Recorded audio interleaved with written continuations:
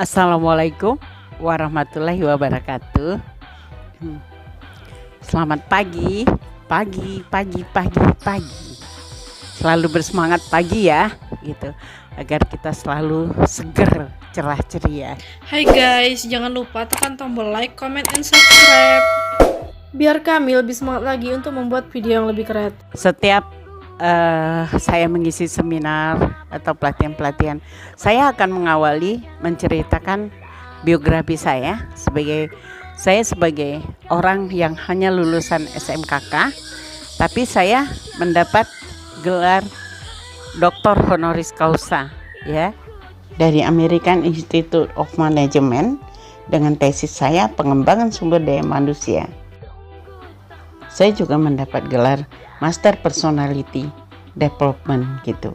Nah, ini yang memberi penghargaan kepakaran saya dan pengembangan kepribadian ini adalah APDA, Asosiasi Personality Development Asia. Itu berpusat di Bangkok. Dan saya sendiri sebagai anggota IPRISIA. Nah guys, kita stop dulu ya, perhatiin tuh Corin Centernya guys. Untuk mendapat ini di luar dugaan saya gitu. Saya tidak pernah mengira. Tapi karena apa? Karena saya mendalami ilmu pengembangan pribadi. Karena saya sendiri alumni John Robert Power ya. Di sana saya belajar bagaimana cara kita mempromosi diri, bagaimana cara kita menguatkan diri kita, bagaimana cara kita membentuk karakter diri kita gitu. Dan banyak hal memang saya pelajari dan luar biasa bagi saya bisa belajar dulu pada tahun 90-an sekian saya bisa belajar di John Robert Power. Itu bagi saya itu adalah merubah mindset saya selama ini, karena di sana saya banyak sekali belajar hal-hal yang saya tidak ketahui selama ini, tip dan trik mengembangkan diri. Nah, kalau ini itu Nokawita guys, lagu-lagunya selalu mengiringi setiap YouTube channelnya Miswari Corin Center guys. Kehidupan saya, bagaimana saya tidak membatasin kreatif saya, tidak membatasin kemampuan diri saya, dan kita selalu mengkondisikan diri kita agar kita selalu bisa melakukan apapun. Kadang-kadang ya banyak hal-hal sepele, hal-hal yang ringan sebenarnya, tapi karena kita membatasin diri kita untuk tidak bisa, akhirnya benar-benar kita tidak bisa melakukannya. Seperti begini ya, di antara ibu-ibu seusia saya ya, pada umumnya gaptek semua gitu. Pada umumnya sebenarnya karena apa? Karena terlalu terbiasa menganggap diri tidak mampu gitu, dan terlalu terbiasa mengandalkan orang lain gitu. Kalau ini Mbak Corin guys, pimpinan CP Corin Center. Terbiasa, kadang mau menyimpan nomor HP aja dia nggak tahu gitu. Itu tolong simpan nomor HP gitu kan. Biasanya cucu saya, biasanya anak saya. Lah, saya bilang gini loh caranya. Saya kasih tahu, tapi dia berapa bulan lagi kita ketemu masih persoalan yang sama. Belum bisa menyimpan nomor HP. Karena apa? Karena mengandalkan orang lain ya. Tidak mengandalkan kemampuan diri sendiri. Dia batasin kemampuan diri, dia mengatakan dia tidak bisa melakukan itu, padahal ribuan orang, jutaan orang bisa melakukan itu. Nah, banyak hal-hal yang gampang yang dibatasin gitu. Seperti misalnya dia mau masang alat mikrofon ya, settingan seperti ini ya. Nah, paling untuk awalnya saya belajar dulu dengan orang yang mengerti, yang memahami gitu kan. Ini biasanya nih teman RBTP Sugi sama si Ipul, tahu ada anak buah saya Mamang namanya, itu yang nyetelin. Kalau enggak ya saya sendiri nih settingan ini. Nah, ini saya lakukan sendiri, saya tidak pernah tergantung dengan siapapun ya. Paling kalau saya punya orang yang misalnya asisten saya ajarin, nah dia mungkin yang ya tidak selalu harus saya kan gitu. Nah, tapi saya bisa gitu. Saya nggak mau menggantungkan, si itu bisa, si itu anak kita aja, cucu kita aja. Nah itulah kita membatasin kemampuan kita. Akhirnya kita punya ketergantungan, kita nggak bisa melakukan sendiri gitu. Nah mungkin itulah yang membuat saya bisa banyak kemampuan, ya banyak skill gitu. Karena saya tidak membatasin diri saya. Kalau ini itu Mbak Anissa guys, manajer Korin Center Bengkulu.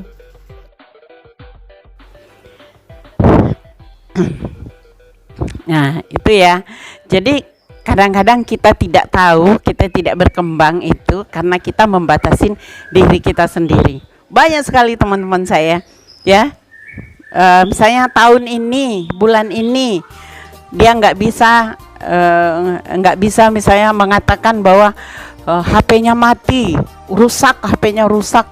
Nah ternyata dia hanya kepencet gambar apa tuh, gambar pesawat gitu ya. Lalu itu dia bilang, nih HP-nya ini rusak, error ini, nggak tahu kepenuhan. Saya bilang begini cara membersihkannya, ya saya tuh nggak bisa gitu. Dia ngelihat aja enggak, gimana dia mau memperhatikan, gimana dia mau tahu gitu. Nah begitu. 2 bulan kemudian ketemu sama saya, masalahnya tetap sama gitu.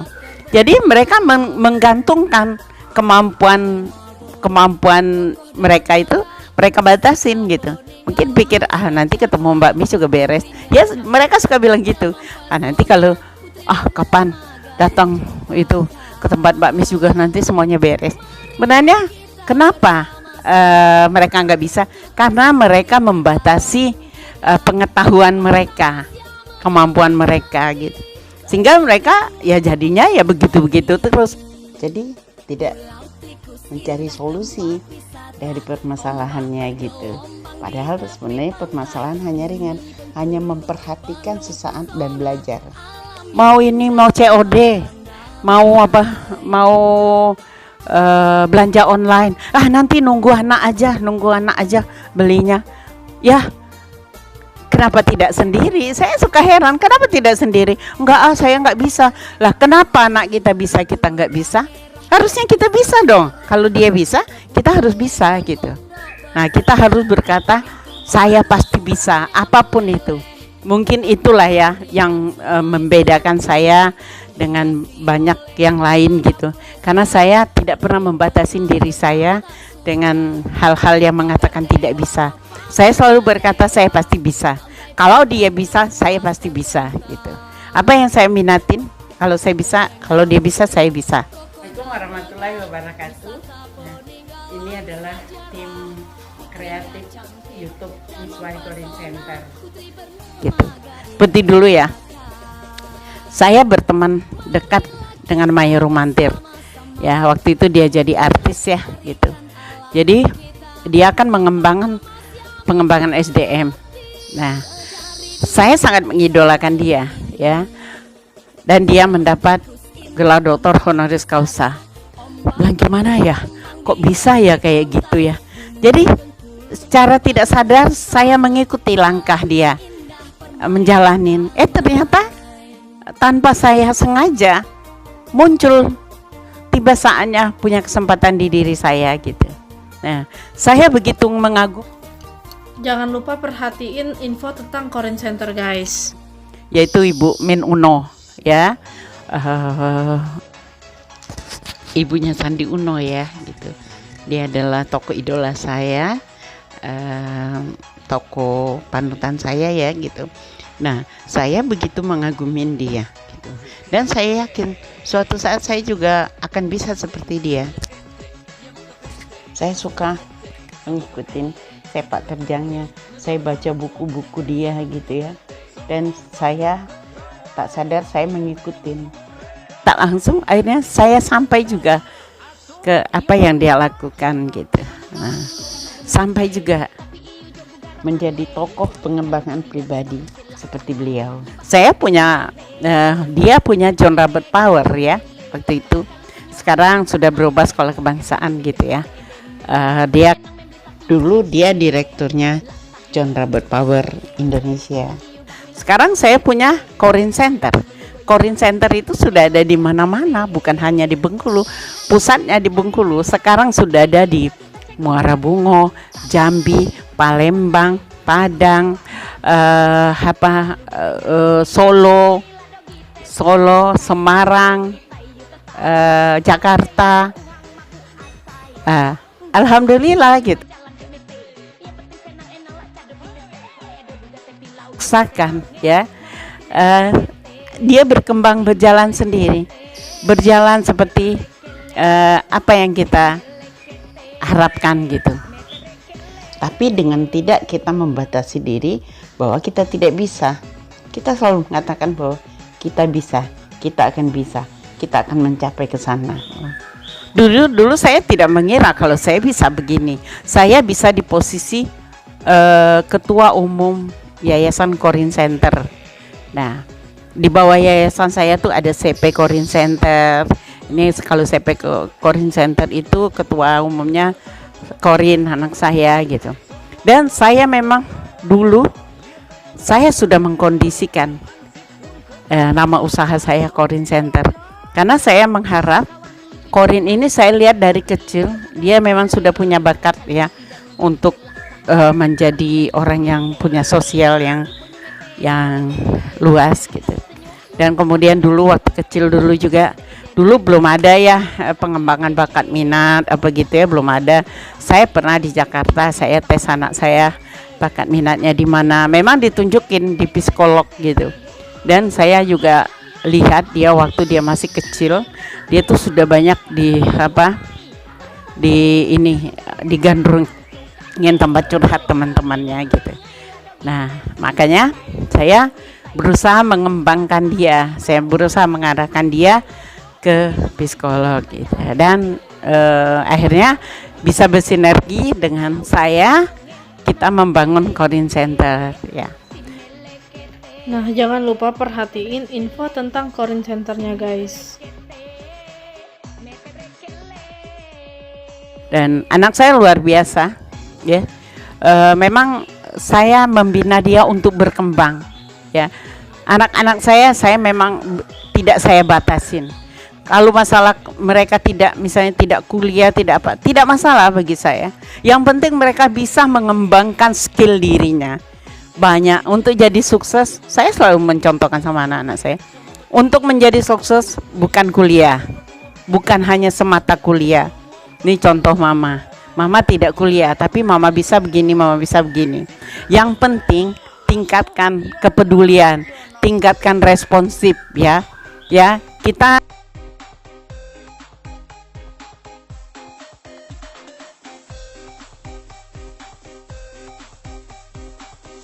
terus berusaha dan berdoa gitu ya. Dan kita kembangkan diri kita banyak sekali untuk mengembangkan skill hidup kita, itu banyak sekali gitu, banyak sekali, bukan hanya jadi PNS, bukan hanya jadi sarjana ya. Saya bisa membuktikan, saya bisa jadi dosen di mana-mana, saya bisa jadi dosen di Akper, di banyak akademi gitu. Saya juga suka diundang di universitas-universitas gitu. Nah, mengapa saya bisa begitu padahal saya tidak pernah kuliah gitu? Kenapa? Saya mampu mengembangkan diri saya ke banyak hal. Nah, saya sudah menginjak istana berapa kali gitu, karena kemampuan saya. Ya, saya sudah banyak hal ya, yang karena kemampuan saya mendapat fasilitas yang tidak umum gitu, yang khusus, yang istimewa gitu. Kenapa? Kita jangan membatasin diri. Itu karena saya tidak pernah membatasin diri saya ya. Kalau orang itu bisa, kenapa saya tidak bisa? Nah, takut nanti dibilangin orang. Nah, itulah makanya kita tidak bisa berkembang, karena kita takut, karena kita selalu kaku, karena selalu pekewuh, karena selalu merasa tidak bisa. Kita batasin diri kita ini dengan ketidakbisaan ya. Kita juga harus fleksibel, kita juga harus melihat kalau memang kita harus berubah di bidang ini, kita harus berubah ya. Mungkin bidang ini karena membuat kita jadi agak sedikit sulit gitu ya, kita berusaha berubah gitu. menerima. Kita harus bisa beradaptasi dengan situasi apapun. Kayak sekarang ya, orang sekarang kan memang zamannya IT, milenial gitu ya. Jangan ya itu untuk anak muda, saya nggak bisa. Memang kita nggak bisa, tapi kita bisa belajar dong. Kita harus berpikir, dia yang muda, yang masih buta huruf aja kok bisa dengan IT, kok canggih bener sama IT. Masa saya yang sudah melek IT, sudah melek huruf, ngerti sedikit bahasa Inggris, masa saya nggak bisa? Nah, untuk bisa gimana? Belajar. Tutorial itu banyak sekali ya. Kita nggak bisa ini, kita tanya gimana caranya begini ya. Kita punya cari mentor dong, yang kira-kira orang gimana gitu. Seperti saya dulu, saya merasa nggak mungkin saya bisa nge-YouTube karena ribet banget. Nah, tapi ternyata saya belajar, saya belajar di Abdi, saya belajar di KDB, saya belajar di masuk grup YouTuber gitu. Akhirnya saya bisa, dan semua kesulitannya sudah saya lampaui gitu. Nah itu karena memang mau belajar, tidak Nah guys, sampai jumpa di video selanjutnya. Assalamualaikum warahmatullahi wabarakatuh.